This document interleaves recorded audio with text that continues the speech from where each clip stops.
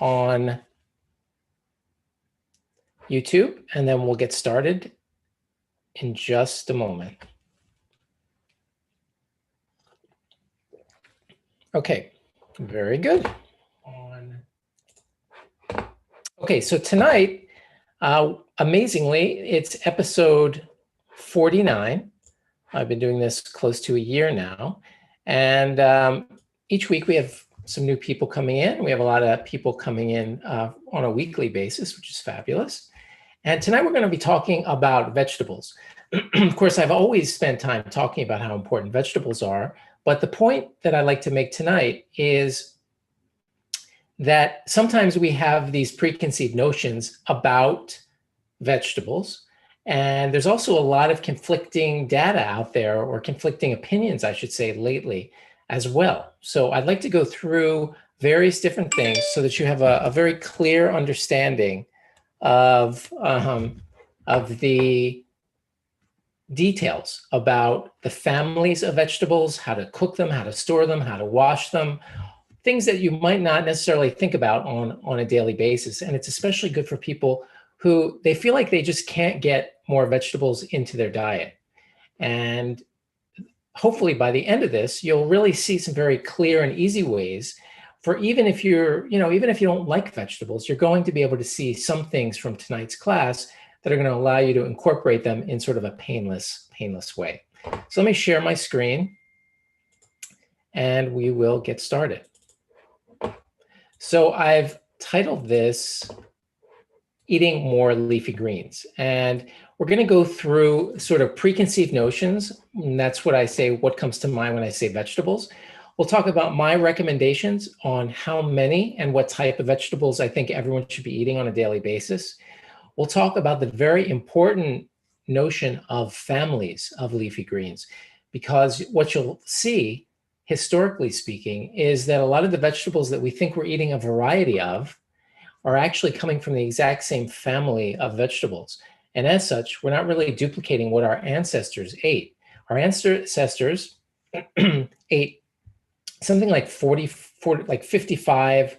There was a study from a dig in Israel where they showed that these people eat, from many thousands of years ago, literally ate 55 different types of plants. So if we're eating all from, say, the cruciferous vegetable family, which you'll see, there's so many that come into that family, we're not getting the wide diversity of vegetables that you really need to get, because you want to be sampling different types of plant families, because each plant family is unique in the nutritional benefits that you get from eating that. So you want to eat from multiple families, and we'll go through those. We'll talk a little bit about anti-nutrients that are found in plants. Plants have defenses. That's how they survive. They're able to survive from insects by having things in them that prevent the insects from eating them. And some of those can have biological effects, both positive and negative. A lot of people nowadays who are into various types of eating, like keto or paleo or carnivore, spend a lot of time talking about anti-nutrients because of this reason. That some of the reasoning is that, well, if the plant is making a chemical to avoid an insect eating it, then it's a type of poison, or it's going to affect minerals, or all those sorts of things. We'll talk about all those as well, and you'll come away tonight with a general really, I think, good understanding of the pluses and minuses of anti-nutrients. Then we'll talk about sourcing vegetables, various ways of cooking, and this notion of bitter vegetables and the bitter taste, and how can we cultivate that? Sometimes, believe it or not, embracing bitter vegetables, there's a way of doing it so they aren't that bitter. And it just so happens that this bitterness often comes with a lot of nutrients.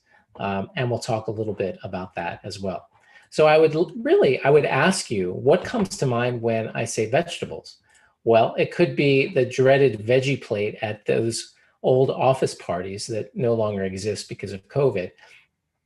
And what was that? It was a plate of raw broccoli, raw cauliflower, celery, and maybe some carrots. I don't know who came up with that. And no one wants to eat big chunks of raw cauliflower, raw broccoli, uh, unless they drown and drench it in something like ranch dressing, which is just god awful for you.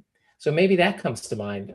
Some people when I say vegetables, or maybe when they were a kid, they, you know, were fed canned green beans or canned spinach, and that's sort of this memory. And speaking of memories of childhood, remember when George Bush, the senior, gave that little talk about how he didn't like broccoli when he was a kid, and he's not going to eat broccoli now. Well, a lot of us have from our childhood certain memories of being made to eat certain vegetables. And as a result of that, unfortunately, we sometimes carry through life some of these, avoidances that, quite frankly, are not really based on any real, necessarily preference, because preferences change for one. Um, as we'll talk about a little bit later, we often cultivate an appreciation for various bitter flavors. We didn't like beer or wine when we were little kid. It tasted terrible when we would sip it. Or Coke, or sometimes dark chocolate. Sometimes it's very bitter for some people, but they can develop a tolerance to it, and we can develop an appreciation for various bitter flavors. And when you see how many different ways of presenting, say, broccoli, there's lots of ways of making it very palatable. So I would encourage all of you to think about, especially those people who don't particularly like eating vegetables, are we carrying forward from our childhood certain feelings about or tastes about vegetables, when in fact our tastes have very much evolved, and maybe we haven't given them a chance? So what are my recommendations? Actually, my recommendations, believe it or not, are to eat a pound or 5 to 6 cups of leafy greens per day from different families.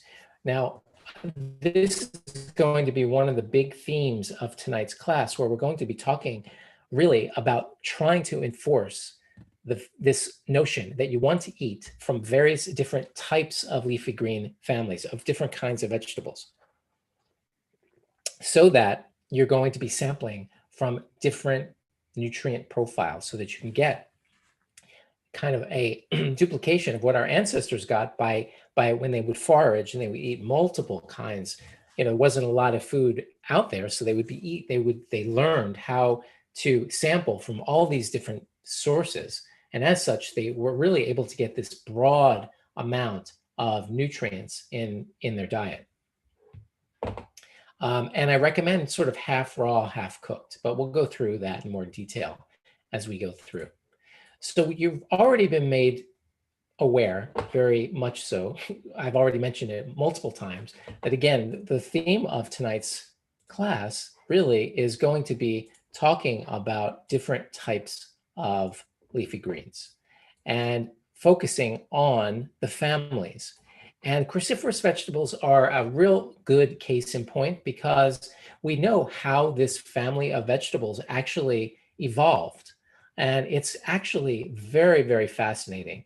And I call it sort of the invention of broccoli, because what many of us don't realize is that our ancestors were engaged in all kinds of genetic manipulation of their plants. I mean, we tend to think of sort of genetic selection and rapid change of vegetables and animals, or whatever the case may be, with sort of modern technology. But the fact is that broccoli hasn't been around forever. This is really an amazing thing. It started from the mustard plant, this particular plant. And when they selected for the terminal buds and they bred over and over again, this mustard plant turned into cabbage. When they selected for the lateral buds, it turned into a Brussels sprout. When they selected for the stem, it turned into kohlrabi. When they focused on the leaves and bred it for bigger and bigger leaves, it turned into kale. When they selected for the stems and the flowers, as you know, sometimes when you buy broccoli, you'll sometimes see the actual yellow flowers that you can see here. That became broccoli. and I believe cauliflower, which is not very old at all, maybe 1,000 years or several hundred years. When they selected for the flower clusters, it turned into sort of a big flower with, and that's cauliflower. So the point that I'm going to reemphasize over and over again is that if you think you're getting a wide diversity of vegetables by having cabbage one day and kale the next day and broccoli the next day, you should realize immediately that you're getting essentially, obviously there's some differences in the nutrition, but when you look at the broad, diversity of nutrients, and you compare it with another plant family, these have much, much more in common than they don't have in common.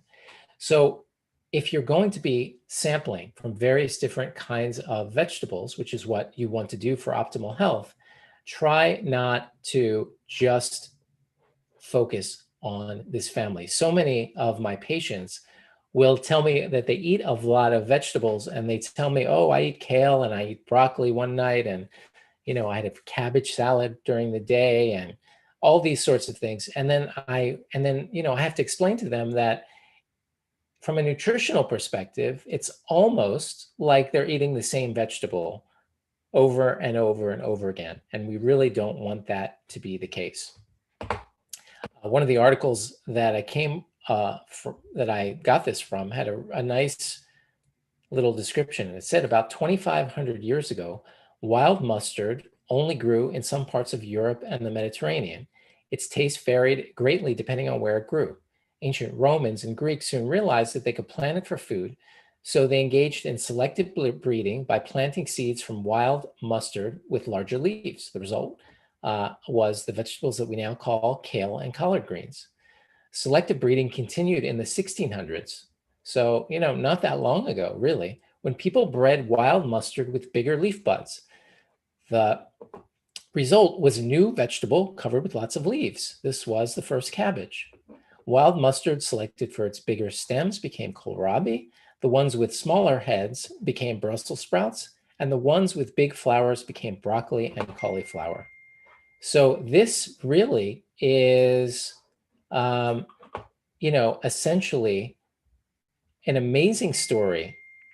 And it really, you can sort of look at this particular kind of thing, and you can generalize it for all the other families. And we'll go through that as we go through tonight's class.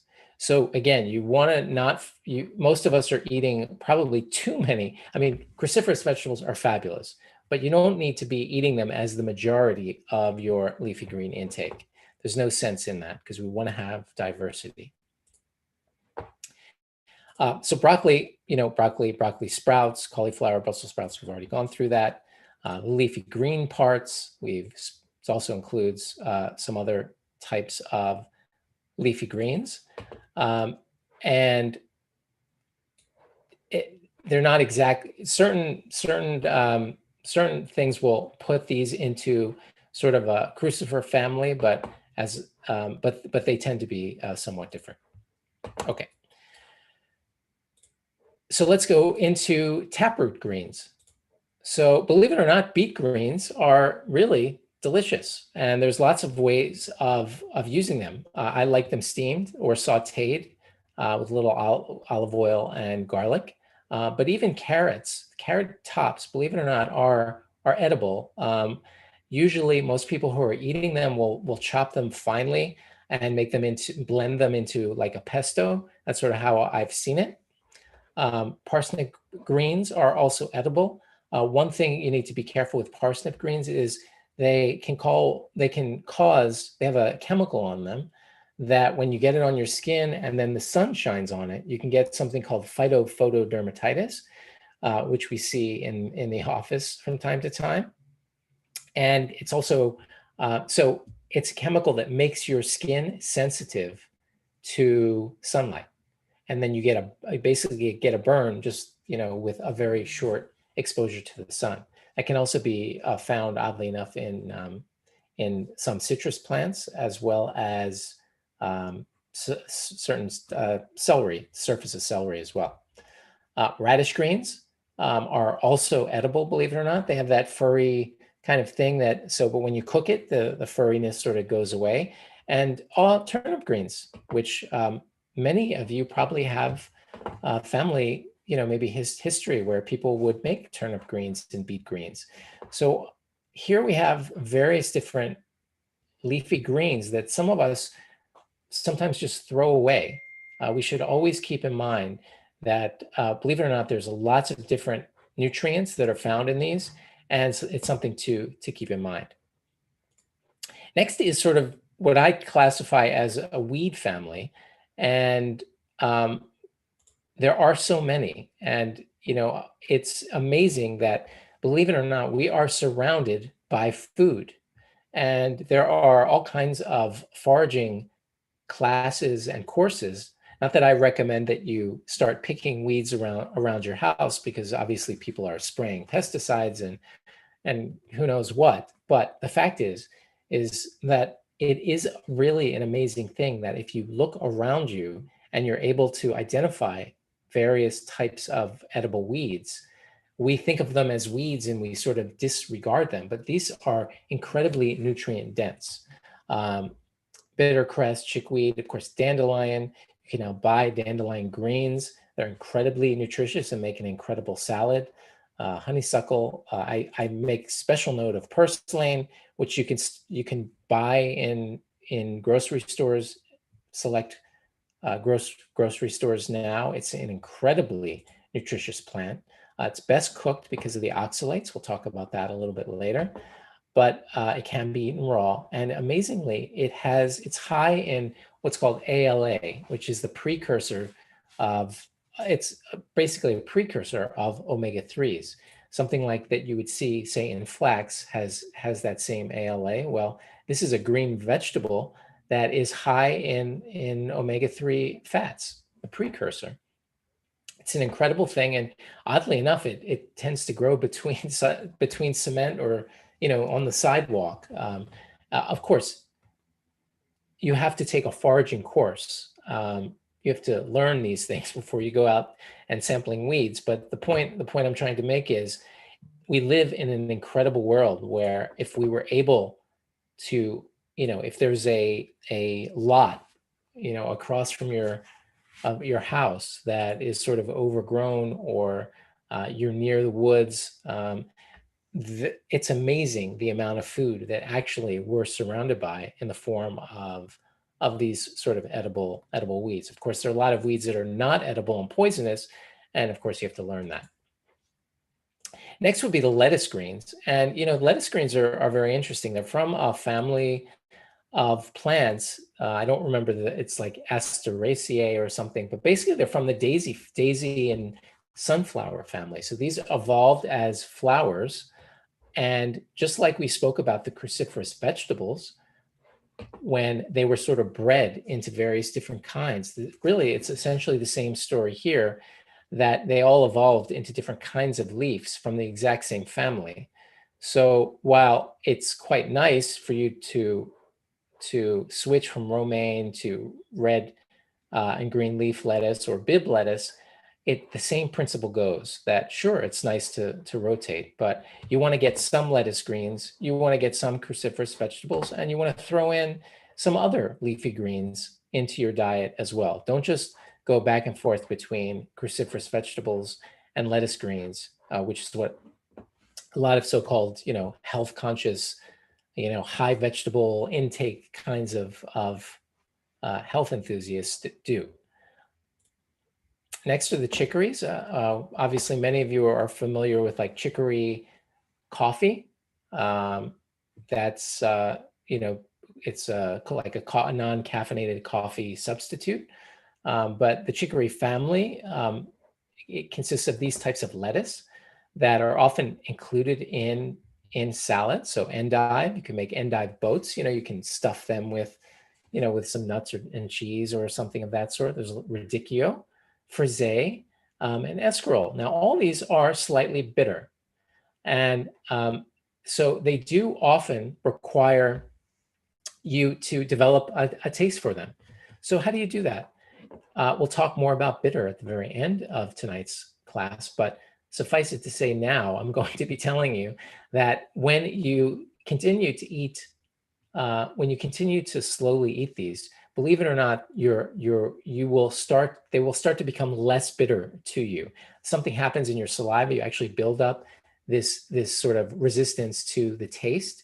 Your taste is your palate is very malleable. And I've spoken many times about how malleable it is, such that when you're eating things that damage your palate, like artificially sweetened types of things, it affects your ability to sense natural sweetness. Well, on sort of the reverse side of this, when you start eating bitter vegetables, slowly incorporating them over time, they will become less bitter. Of course, there's lots of ways of moderating the bitterness, and we'll talk about that later. And amazingly, the chicories have inulin in them. And inulin is a fiber.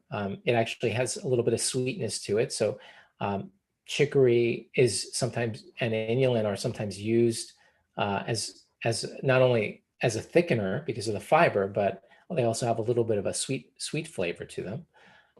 I've eaten escarole since I was a kid, and escarole can be very bitter, but my parents would, we would go to Little Italy and we would get escarole and beans, even as a little kid. And, I developed a taste for it even back then, and greatly, I love escarole.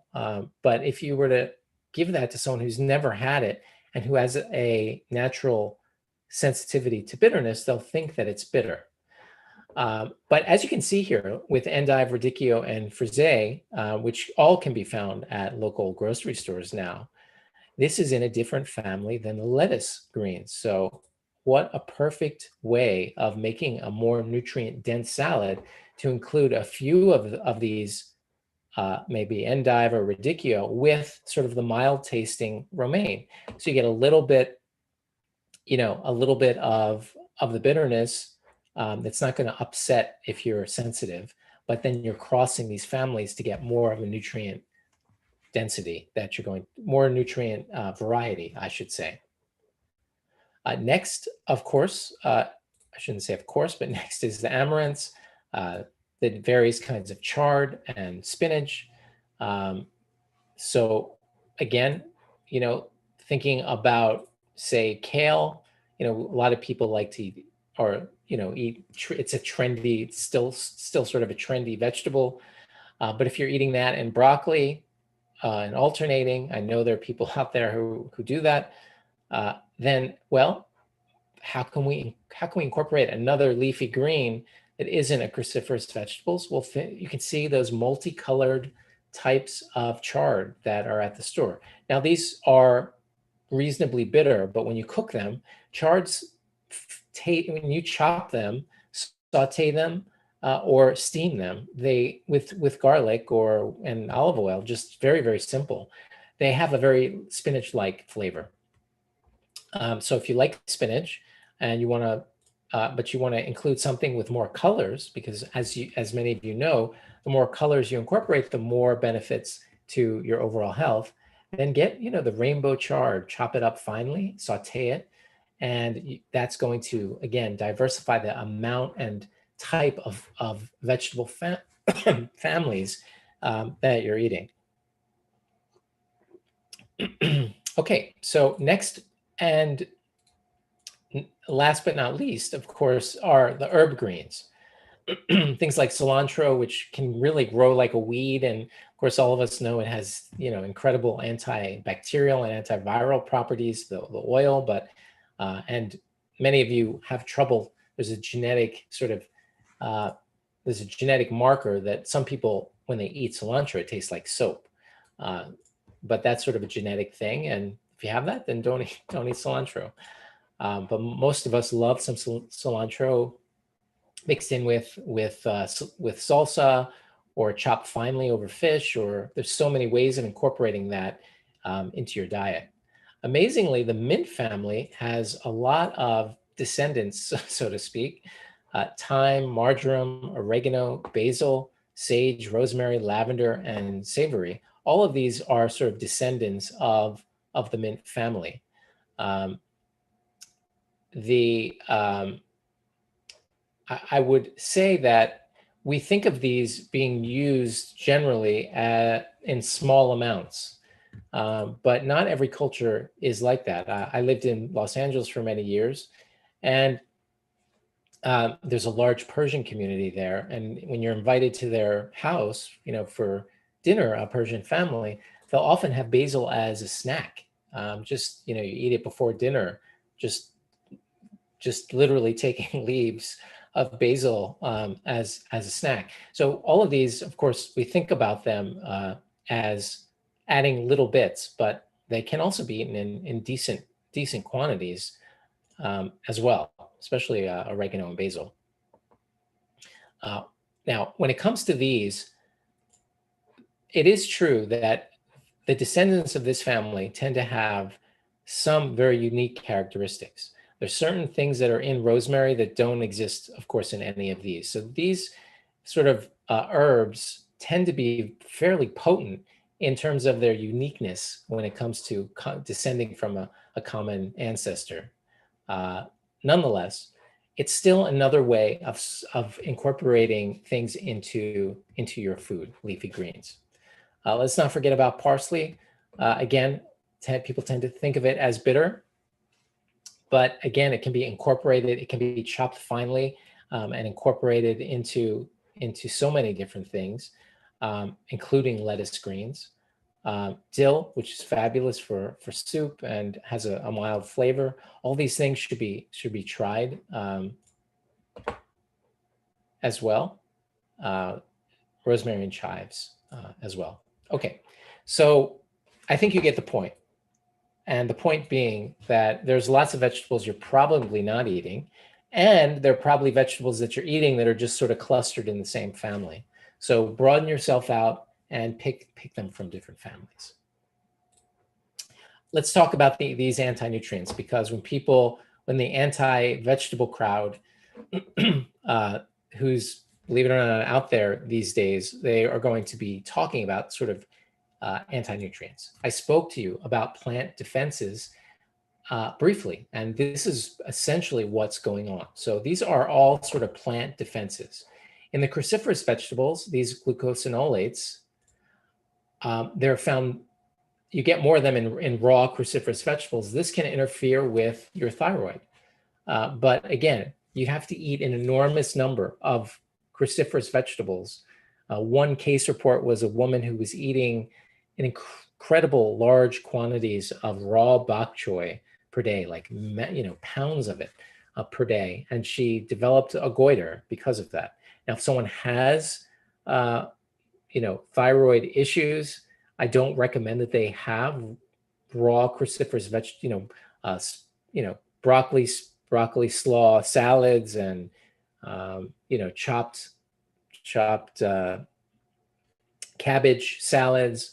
But again, you have to eat an enormous quantity of those for you to be able to get sort of this benefit. A lot of the bitterness that we taste in some of these vegetables is, in fact, an insect repellent, believe it or not. That's sort of how a lot of these bitter chemicals were sort of evolved in plants.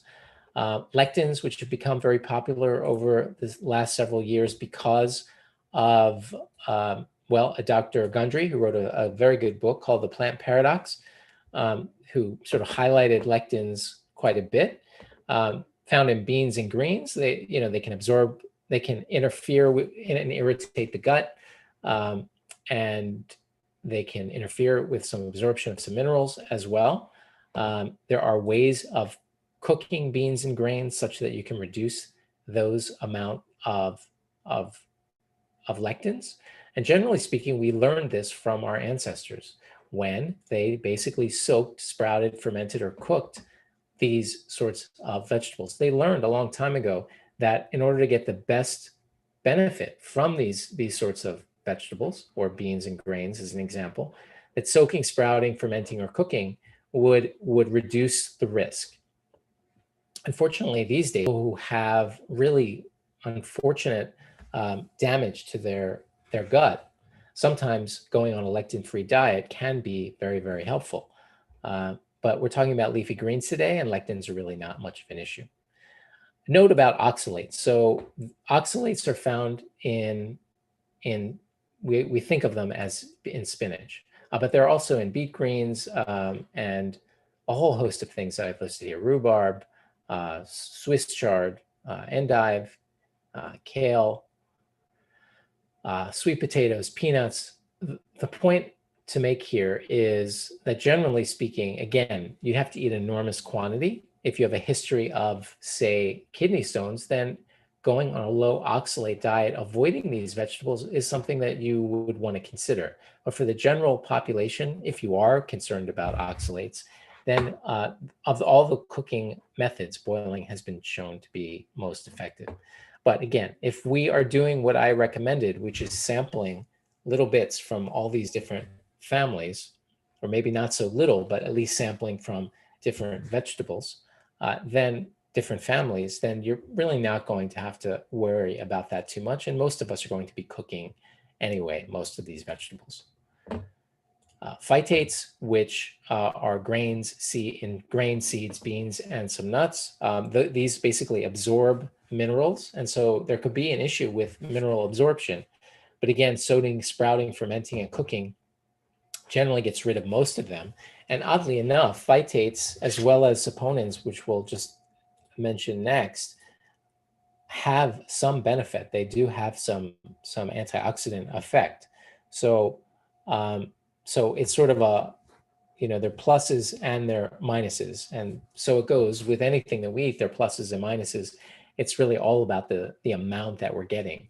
If we're getting a little bit, then, it probably has slightly beneficial effect. If we're getting a lot of them and we're eating improperly cooked grains, seeds, beans, and nuts, then we could have a problem with absorbing minerals. Saponins, which are like almost like soap-like chemicals that are basically there to irritate insects from avoiding them. Also found in legumes and grains, but again, soaking, sprouting, fermenting, cooking, all those lessons we've learned from our ancestors. Tannins, which can affect iron absorption. So if you're drinking a lot of tea and coffee, eating a lot of improperly prepared beans, then and iron is an issue. You could have some issue with iron absorption. So soaking, sprouting, fermenting, cooking. In fact, I did probably week 10 to 20 or something like that. I gave a lecture on traditional methods of cooking, and we went into deep detail into basically how soaking, sprouting, fermenting, and cooking really work, and how to incorporate them into your overall diet. Which makes me remember something that I didn't put in, which is that it's easy to grow these on your own. Not everything here, of course, but you can grow microgreens at home. You can grow a salad within a week, believe it or not. And there's so many,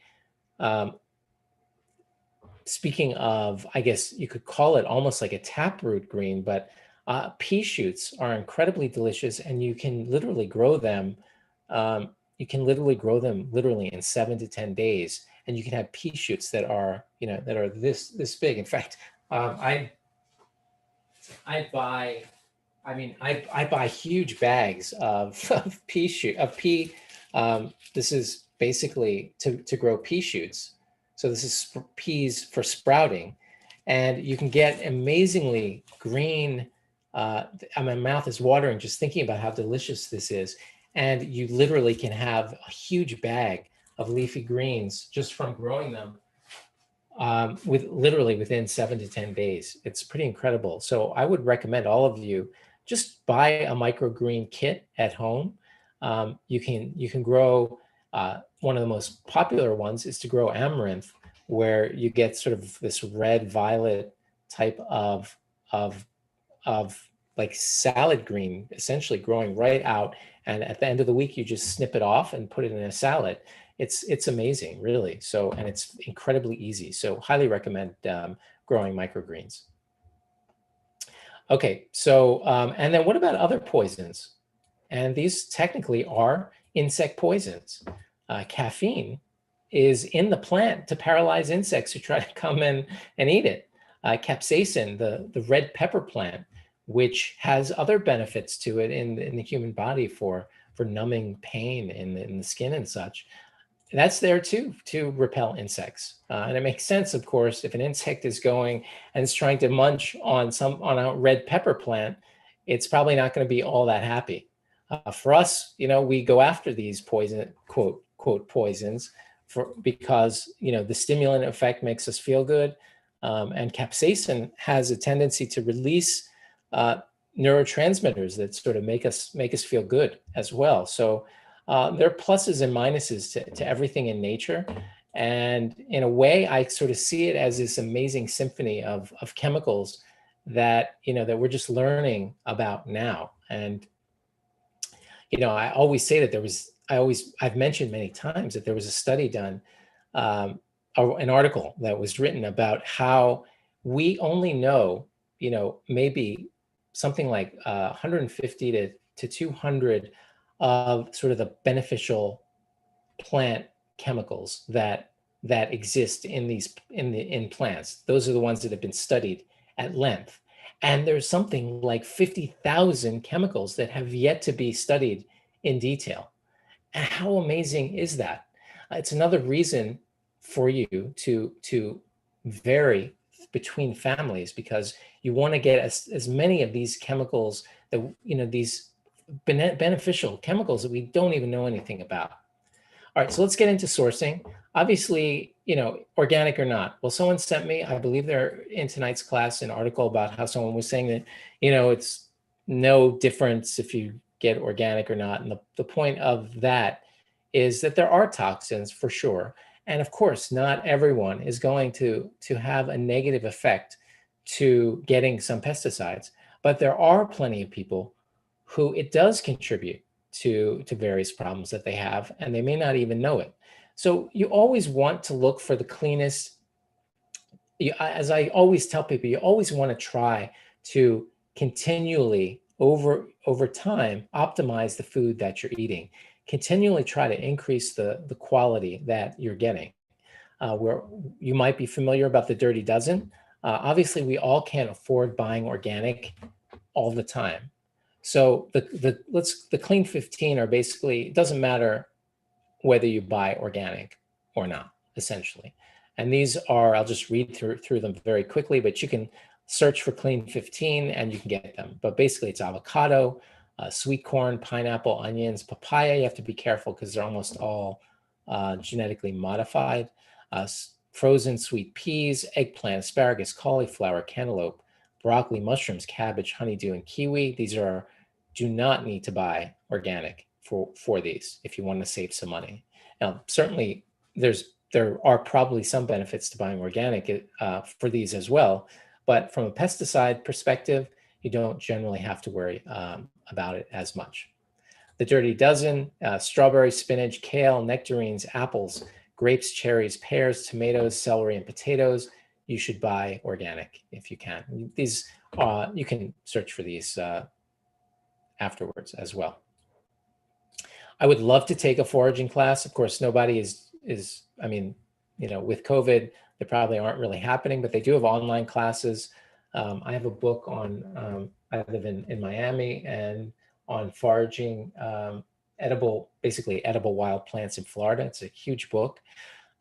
There also are usually local organizations to learn how to forage. Just something that might be interesting if you're home to take a class and see what the local, find a local foraging expert.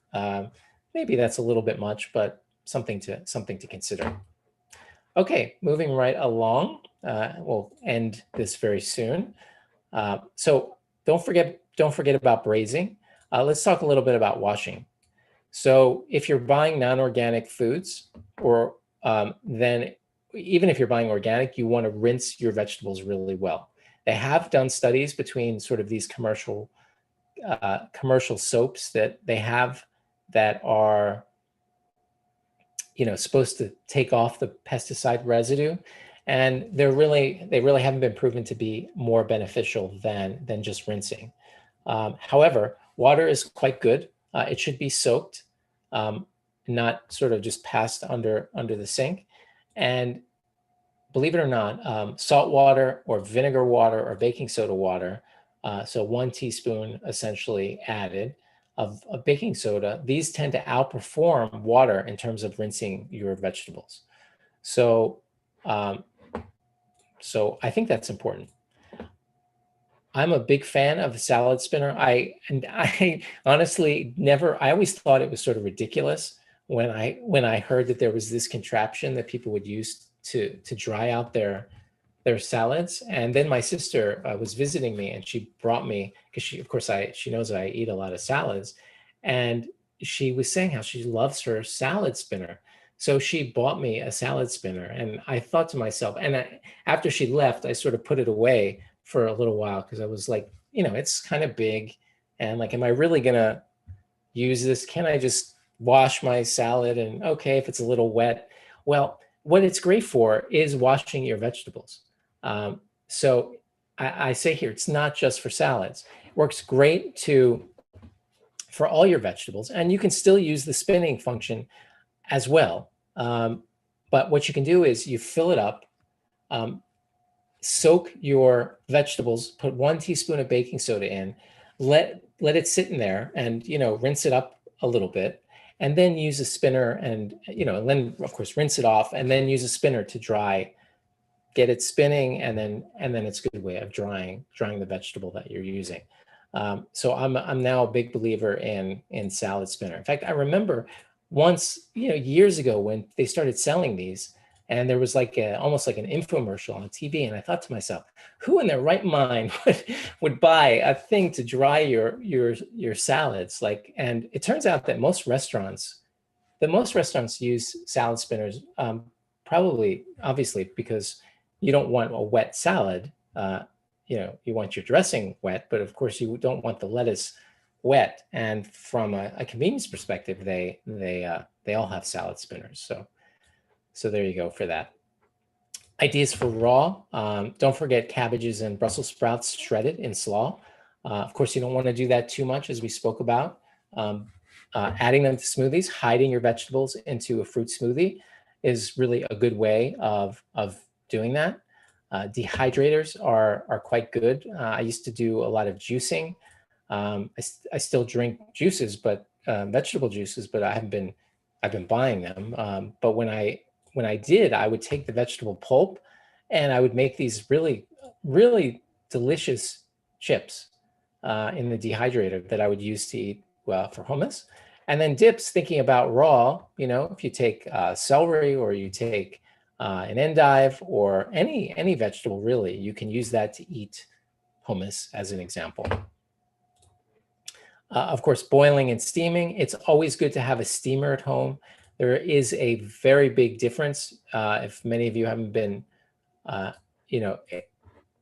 there's a huge difference between steaming a vegetable and boiling a vegetable. So the steaming of the vegetable sort of, of course, on top of the steam, and you do get a different effect. Roasting is really a nice way of doing your vegetables, just coating them with some olive oil and then putting them in the oven, and roasting them for a couple minutes. Baking your vegetables, taking olive oil, little salt, and baking for 30 or 40 minutes in the oven is also an incredible way of getting a different texture, different taste, different experience altogether. Of course, all of you have probably spent a good time grilling vegetables as well, and they can be very good. And don't forget fermenting them, certainly in the cruciferous vegetable family, like cabbages, etc.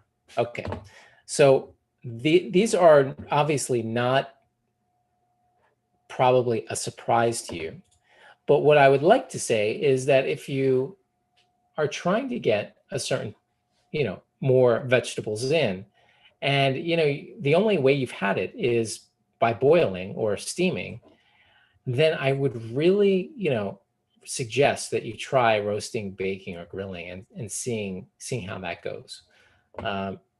Oftentimes, people will find another way of cooking that they like the vegetable and they didn't like it before.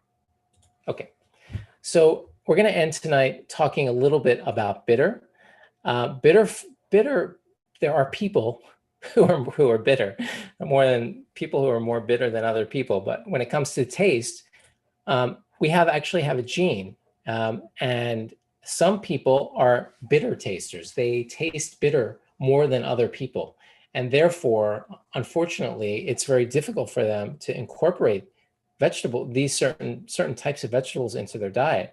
And maybe George Bush Sr. was one of these people that they taste bitter strongly in a very unpleasant way.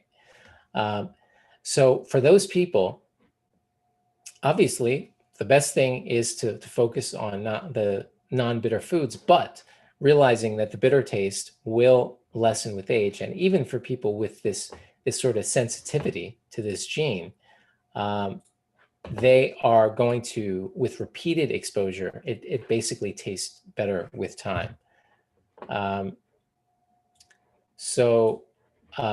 Okay, sorry, just looking at questions here. And as I said before, we grew up without sort of a coffee and beer. We didn't like it when we were kids, right? But of course, as we grew older, we were able to basically develop a sensitivity to it. Other bitter foods that are very beneficial for our health are bitter melon. We spoke about cruciferous vegetables, dandelion greens, cranberries. So we're talking about leafy greens, but these can be very good, especially hidden into various smoothies or cakes or whatever the case may be. Cocoa, coffee, green tea, all of these sorts of things. Getting a question about fermented foods. And essentially, we should all realize that almost every culture on the planet has a fermented food in their diet. It was not only was it a way of preserving foods, but it also has beneficial effects because, of course, we know it's a probiotic. In addition to it being a probiotic, meaning having beneficial bacteria, you also get an increase in the B vitamins that are in there, as well as certain amino acids that are formed during the fermentation. And so it's an amazing thing that the bacteria that ferment these vegetables actually live right on the plant. And how amazing is it that what allows us to preserve these foods and allowed people to have vegetables throughout the winter is really like, it's almost miraculous that it's essentially part of the plant already. Obviously, the Koreans eat kimchi, the Germans eat sauerkraut. Even in Mexico, the original salsas were actually fermented salsas. They would be left out, but ferment. That's sort of how, and of course, all throughout the world, even ketchup, as an example, was originally a fermented tomato product. So we have these sorts of things that help aid digestion. I've spent many times talking about them in other classes.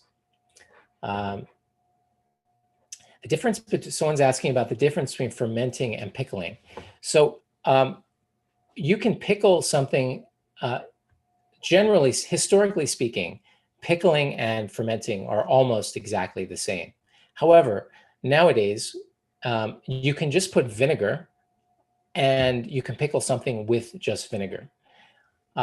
So you could make a, say, pickle, which also is originally a fermented cucumber. Not, you could just technically you could make one by taking carrots or celery or cucumbers and pickling them in vinegar, and that would get you kind of a pickle. But the original pickles were essentially fermented, and the pickling process liberated all those things that I talked about with fermentation, and it was a live food.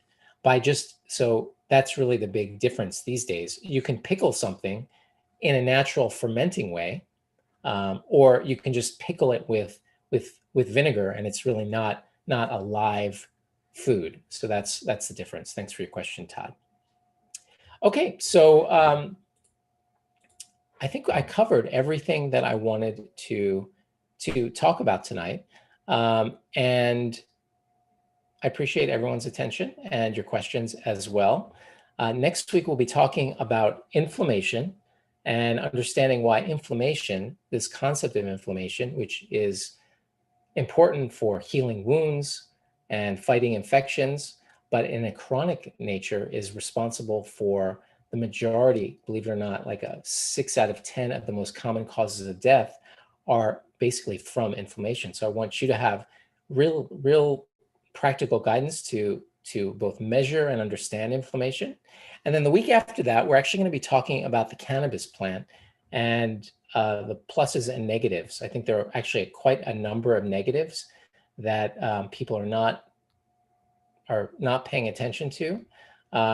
Certainly some people will probably disagree with some of my conclusions, but I think it's an important conversation to have, and I think you'll find it interesting. So thank you all for your attention for tonight's class. Again, next week is amazingly episode 50. And again, I appreciate all your attention and wish everyone a good night and good health.